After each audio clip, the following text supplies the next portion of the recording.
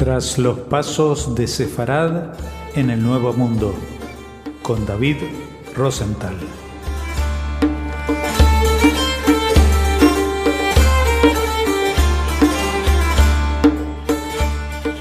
Hola oyentes de Radio Sefarad, es un gusto volver a contar con David Rosenthal para seguir andando los pasos de Sefarad en el Nuevo Mundo. ¿Qué tal, David? Hola Jorge, muy bien, gracias. Un saludo a todos nuestros oyentes. Bueno, vamos a seguir rondando estas islas del Caribe, que era el Caribe, las Antillas danesas, que hoy en día son las Islas Vírgenes de Estados Unidos en esa zona, pero especialmente lo que sucedió con la comunidad de la isla de Saint Thomas y el caso especial del pintor Camille Pissarro, ¿no? Sí, así es. Pues bien, vamos a continuar con todo esto tan desconocido para tantos de la compañía danesa de las Indias Occidentales. Y en específico vamos a comenzar hablando sobre los brandenburgueses, que también tuvieron una clase de compañía, pero era de esclavitud. O sea, traían esclavos negros, los vendían y era para explotar en esta zona. Entonces vemos que el elector de Brandenburgo acepta una propuesta de la compañía brandenburguesa africana. Tenían una compañía, era en África, donde pues extraían a los esclavos. Entonces los brandenburgueses y los prusianos estaban interesados ahora en comerciar oro, marfil, granos negros, que era, creo yo, el mayor negocio de aquella época, donde también hubo judíos en esto. Entonces vemos que sobre todo en las costas de Guinea y de Angola es donde extraían a estos esclavos y también el oro, el marfil y los granos. En consecuencia, una expedición a la costa de Guinea da por resultado, y tratando con jefes de estos nativos para el suministro de esclavos y la fundación del bastión de Den Großen Friedrichsberg y más tarde el fuerte Sophie Louis. Ahora necesitaban una avanzada en las Indias Occidentales para disponer la utilización de estos cargamentos de seres humanos.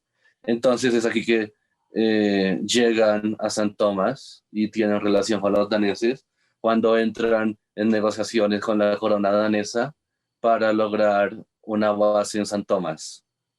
Ya que sin el tráfico de esclavos de América, la compañía africana no está en condiciones de progresar.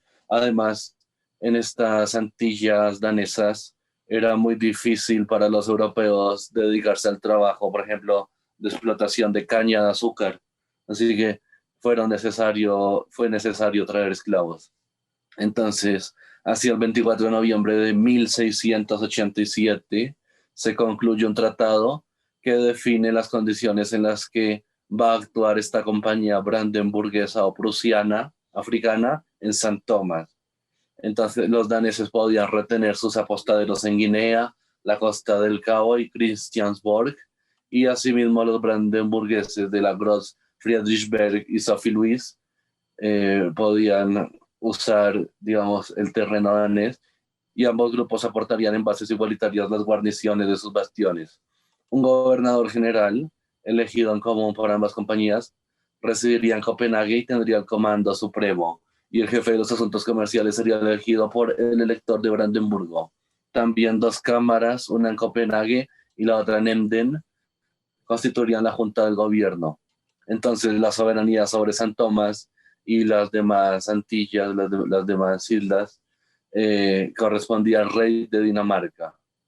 Los brandenburgueses recibirían en San Tomás un área para plantación, o sea, también se les daría un terreno para que lo explotaran, y la duración de este tratado era de 30 años. Esto hace que empiecen a ver bueno, ya digamos que ya habían sido aceptados los sefardíes o los judíos desde un inicio, pero ahora con la compañía brandenburguesa serían toleradas todas las religiones. Entonces significan estas Antillas danesas, hoy actuales Islas Vírgenes de los Estados Unidos, un lugar donde se podía profesar la religión sin problema. Entonces, por recomendación del lector de Brandenburgo, los calvinistas y luteranos gozarían del libre ejercicio de su religión. Asimismo, los católicos y los judíos serían tolerados y serían permitidos en esta isla, en estas islas, para tener servicios privados religiosos. Y pues la única condición es que no hicieran escándalos, de alguna forma dicho así. Los dinamarqueses siempre albergaron sospechas de que Brandenburgo estaba a la espera de una oportunidad para apoderarse por completo de la isla. Entonces había un recelo entre los daneses y los alemanes por estas Antillas, sobre todo por San Tomás, pero en realidad los plantadores se endeudaron tanto con la compañía brandenburguesa, lo que dio pie a que hubiera este temor. En caso de disputa, ellos se pusieran al lado de los alemanes, de que los plantadores se pusieran del lado de los alemanes. Sin embargo, hacia 1700, los brandenburgueses decidieron, digamos, ir abandonando por su cuenta esto. En 1717, Saint John es ocupada por los daneses, ya sabemos. En cuanto a la isla de San Croix, la misma fue colonizada en 1625 por plantadores holandeses e ingleses, a los que luego se unen franceses de San Kitts. En 1650 los ingleses expulsaron a los holandeses y franceses y a su vez fueron echados ese mismo año por una expedición española. Vemos que poco tiempo después es capturada para Francia por de Poissy, quien la da entre 1651 a 1654 a los caballeros de Malta. Vemos que acá también coinciden los malteses, que la rigen en nombre de Luis XIV, y en 1695 los franceses se marcharon a Santo Domingo, es decir, la actual República Dominicana, y la isla es abandonada. Y en 1733 los daneses terminan por comprar Saint Croix o Saint Croix a los franceses. Y con la adquisición de Saint Croix comienza un periodo de prosperidad, ahora sí, para la compañía danesa de las Indias Occidentales y también de Guinea. Entonces vemos que bajo el papel de los judíos es temprano. Seguramente llegaron algunas familias a San Tomás desde el comienzo de la compañía danesa, de la conquista danesa. Hay una lista de 1697 y 1698 donde data una familia judía de Jacob Elías. Sin embargo, luego hasta 1705 no había gran población judía. Cuando el gobierno danés estaba negociando la compra de Saint Croix a los franceses, es un judío, Emmanuel Vaz, quien es designado por los daneses y viaja a Martinica, esa vecina isla de dominio holandés, para gestionar las complicadas y difíciles negociaciones para la transferencia final de Saint Croix a la soberanía de Dinamarca. Y es ahora en 1740 cuando ya empiezan a llegar judíos, portugueses y españoles que provenían de Francia y se asientan en San Tomás. De aquí saldrá luego nuestro conocido pintor, padre del impresionismo, Camille Pissarro. Bueno, ese mismo año, en 1740, se consagra la primera iglesia católica en la isla. Acá vemos la libertad de religión, dado que ni los holandeses, ni los daneses, ni los alemanes eran católicos en ese entonces y eran, digamos, los gobernantes de la isla. Y en 1796 es que se construye la primera sinagoga con apoyo de la comunidad Mikvé Israel de Curazao. Recordemos que los judíos de Curazao fueron bastante importantes, fue una comunidad muy importante y rica que apoya a todas las comunidades judías del Caribe e incluso de los Estados Unidos de América. El cementerio judío, a pesar de que la sinagoga es de 1796, es construido en 1750. Tenemos un cementerio judío que data de 1750, donde más que todo hay judíos franceses. Bueno, tenemos unos datos de que ya hay estos judíos que vienen sobre todo de Burdeos y de Bayona. Benjamin Nones, de 1837, Félix Núñez de Bayona, 1827, etcétera. Sara Emily Petit, estos están emparentados con Camille Pizarro. También Díaz Urdiz Baiz de Bayona, Aarón Pizarro, etcétera. Entonces ya hay una comunidad establecida en San Tomás. Al mismo tiempo hay evidencia de que existió en San Croix, o en San Croix, desde 1746 una comunidad, pero esta comunidad finalmente no se tiene mucha información de esto porque es incendiada o se quema la sinagoga, pero todavía hay un pequeño, queda algo de una necrópolis judía.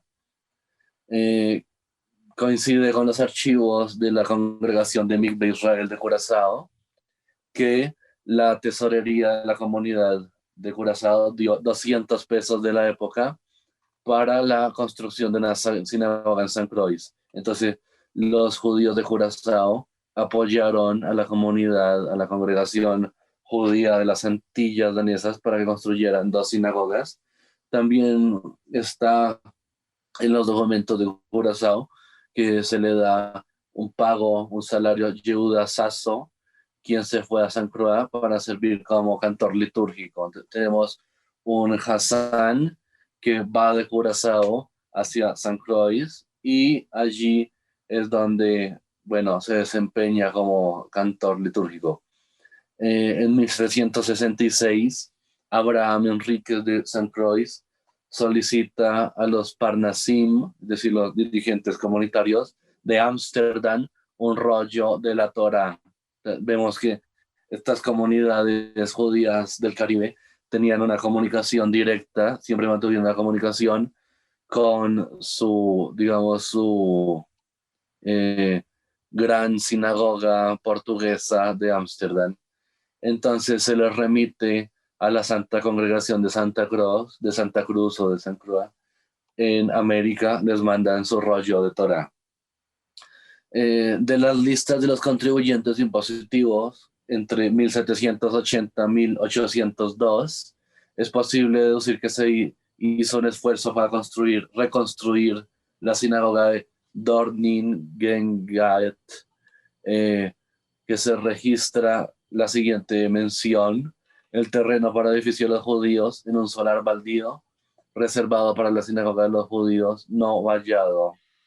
Entonces tenemos con certeza que hubo una sinagoga, hubo una congregación en San Croix.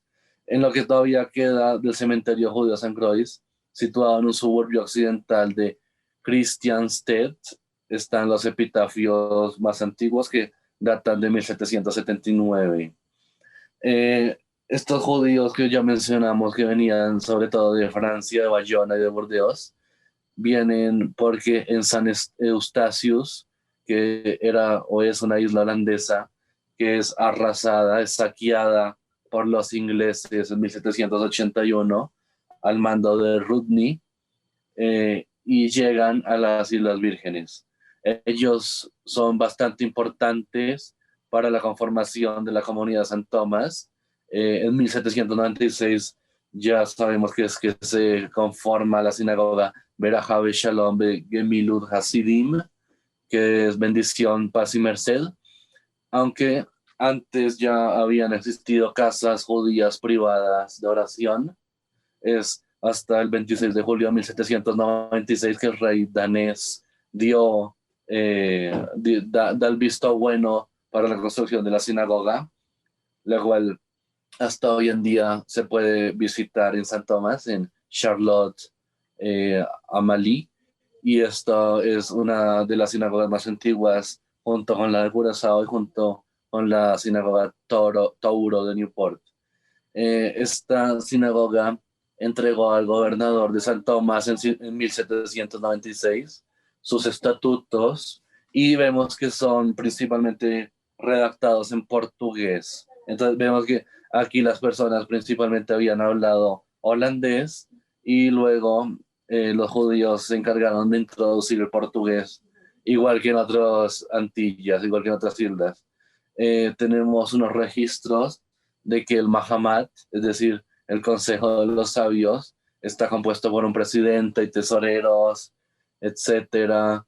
Y bueno, hay ya una conformación legal, digámoslo, apellidos como Parera, Jogen, Gabay, García, Silva, Jorge, Finzi y Sema de Valencia. Tenemos aquí estos registros de que hubo esa comunidad. Sí se ven los epitafios del cementerio judío de San Croix y del cementerio de San Tomás, este está en Saván, así como el de Altona, que está habilitado cuando el Saván se hizo muy estrecho. Vemos entonces que hay un crecimiento poblacional de la comunidad judía y en realidad los judíos de San Eustachius son los que, digamos, ponen bastante población.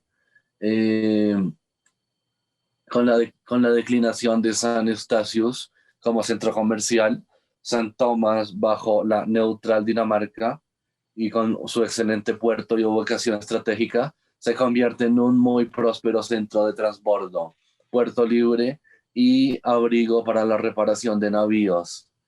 Esto también atrajo a los judíos de Jamaica, vecinos de Curazao, e incluso de los Estados Unidos. La vida judía San Tomás trata sobre lo mejor que pudieron de mantener una continuidad en su vida religiosa. Se esforzaron para que el exterior los percibiera como un cuerpo unificado, con una sola sinagoga, y el minhag, estilo y costumbre sefardí, siempre fue preservado. Y aquí llegamos ya a nuestro pintor Camille Pissarro, que es el caso del famoso pintor impresionista, en realidad Jacob Pissarro, que en 1799 Anne-Félix Petit contrajo un matrimonio con Joseph Pissarro, que era un judío de una familia hispano-portuguesa, seguramente con un origen extremeño de España, luego asentados en Braganza, y que finalmente luego se van huyendo de la Inquisición hacia Burdeos. La familia de Pissarro emigra a San Tomás junto con el hermano de la señora Pissarro, que es Isaac Petit. En San Tomás, Isaac Petit se casa con Esther Rachel Manzano Pomi, hija de una familia sefardí que venía de la isla Dominica, en ese entonces francesa. Luego de la muerte de su marido, Isaac, Esther Manzano Pomi Petit, se casó con el sobrino de su finado esposo, que es Abraham Gabriel Pissarro, hijo de Joseph Pissarro y Anne-Félix Petit. La historia de Pissarro es bastante interesante. Esta familia, bueno, que descendía, ya como lo dijimos, de familias hispano-portuguesas, llegan a San Tomás, se establecen allí. Su padre se dedica a la cuestión naviera, como vimos, San Tomás se convierte en un importante puerto, y es así que luego Pissarro emigra a Francia muy joven. Así él no fuera muy apegado a la religión, pues defiende a los judíos cuando se desata todo esto de la FARC Dreyfus. Y bueno, vemos que Pissarro es uno de los más ilustres hijos de San Tomás y asimismo es de origen judío. Pues una historia, la del propio Camille Pissarro, pero especialmente la de esta isla de San Tomás, que realmente conviene conocer, forma parte de esa América colonizada y en muchos casos desconocida, porque los españoles supieron contar la historia de su parte, pero no siempre en los países de habla hispana del continente hay conciencia de cómo avanzó la historia en estas regiones del Caribe. Vamos a seguir explorando estos pasos de Sefarad en el Nuevo Mundo en las próximas entregas. Hasta entonces, muchas gracias por habernos atendido, David Rosenthal. Gracias.